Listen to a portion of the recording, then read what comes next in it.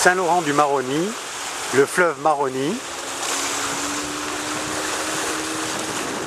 Et de l'autre côté du fleuve, le Suriname.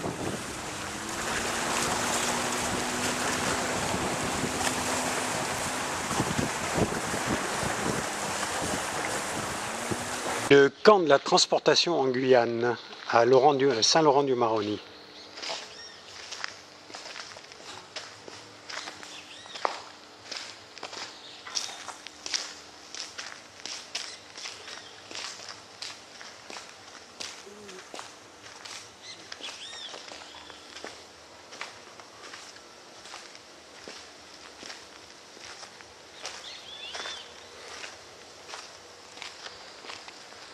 Il y a une exposition par là. Ouais. Alors c'est ici, sur la place centrale du camp, que se tenait la guillotine lors des exécutions capitales.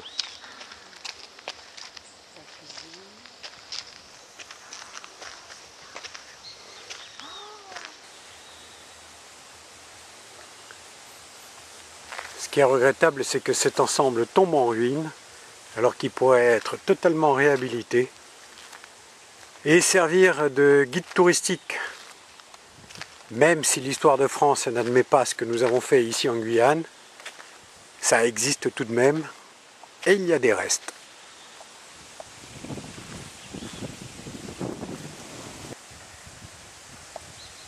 Il faut s'imaginer ce que ça pouvait être l'entrée dans ce camp pour des bagnards provenant de l'île de Ré après une traversée de l'Atlantique, dans des conditions qui étaient autre chose que les conditions modernes.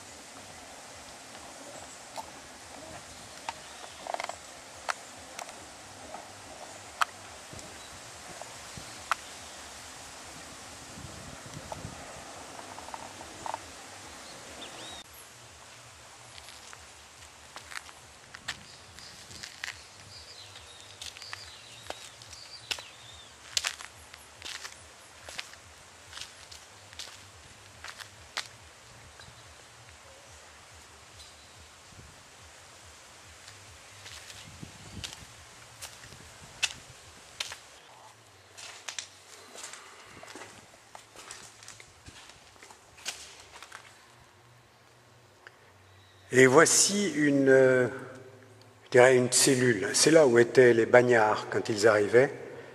Il y avait une barre qui était fixée au sol. Ils étaient tous allongés à droite et à gauche, la tête contre le mur, et le pied fixé sur la barre centrale par un anneau en ferraille.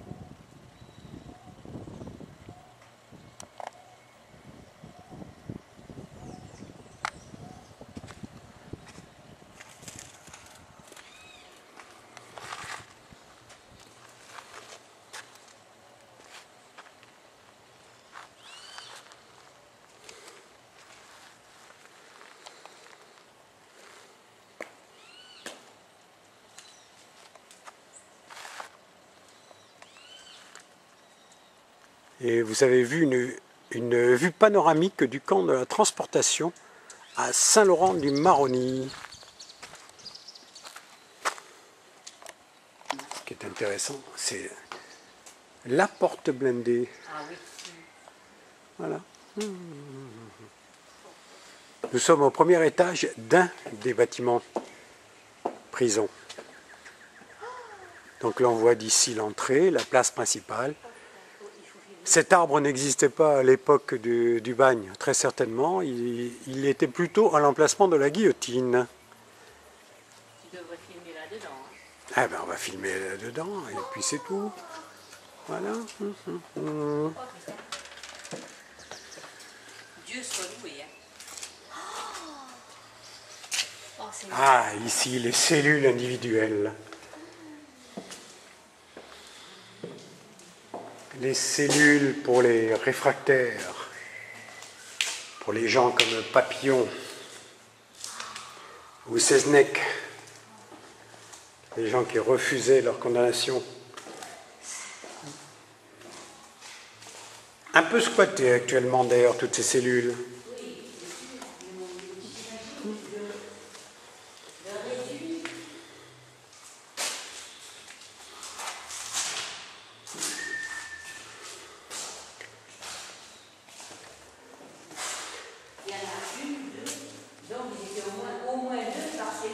Au moins quand on voit ce type de cellules avec le nombre d'anneaux, ça ressemble un peu à ce que nous avons connu à une certaine époque dans la Marine nationale sur les bateaux quand nous avions des hamacs. Un hamac, c'est 40 cm de largeur, 50 cm de large.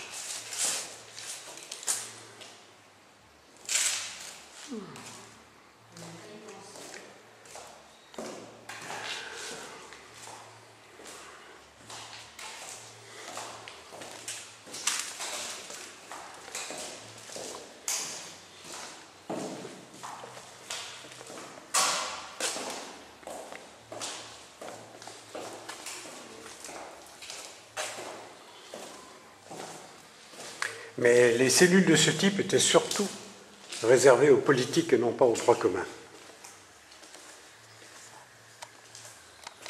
Alors, vu du bagne, nous allons apercevoir maintenant le fleuve Maroni, ainsi que l'île sur laquelle s'est réfugié Papillon lors d'une de ses évasions. En face de nous, de l'autre côté du fleuve, c'est le Suriname, qui à l'époque était la Guyane hollandaise. Et les accords passés entre la France et la Guyane hollandaise prévoyaient que dès qu'ils voyaient un détenu qui tentait de s'échapper, les Hollandais tiraient dessus. Bon, ça a continué un peu après l'indépendance, parce que les gouvernements successifs qui ont eu lieu en Guyane hollandaise n'aimaient pas tellement que des gens se promènent en dehors de la frontière, au centre du fleuve, et les gardes frontières guyanais tiraient beaucoup sur les pêcheurs français.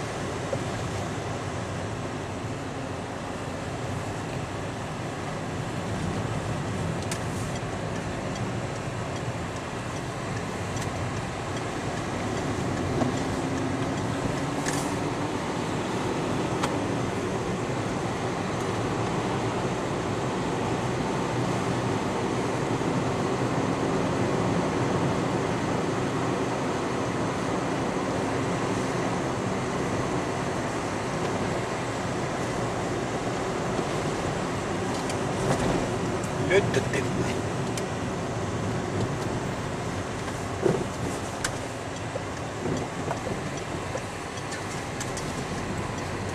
J'espère que je l'ai eu en entier parce que t'as bougé la voiture. J'ai pas pu.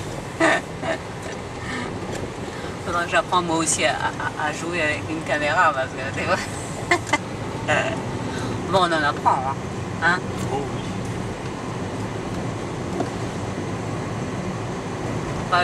L'autre, je l'ai bien eu. Là, je pense que je l'ai eu, mais à un moment donné, je crois que j'ai tout coupé à net. Là, on va aller à la cloche.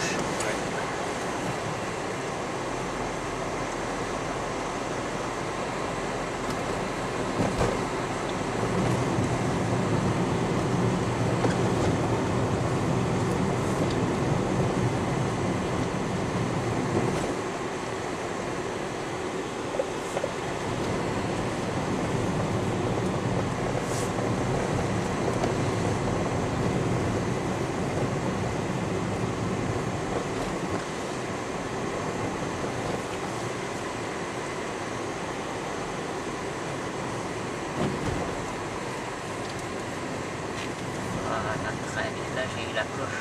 Parfait.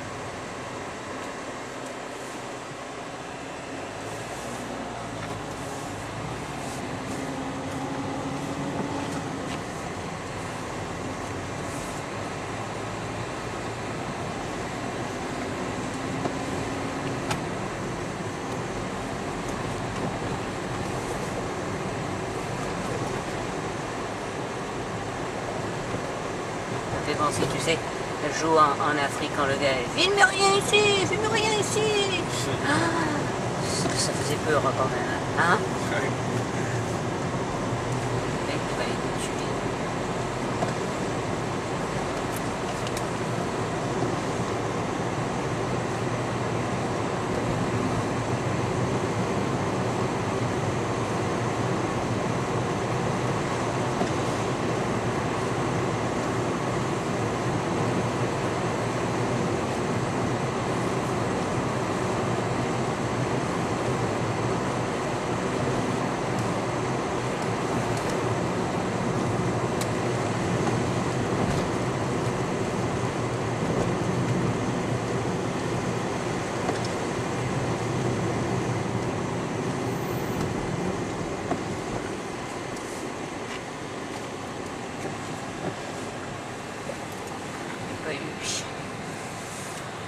J'ai pas eu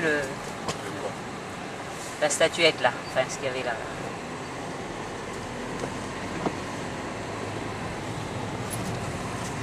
C'est juste pour voir ce que ça donne. Ouais, je sais bien.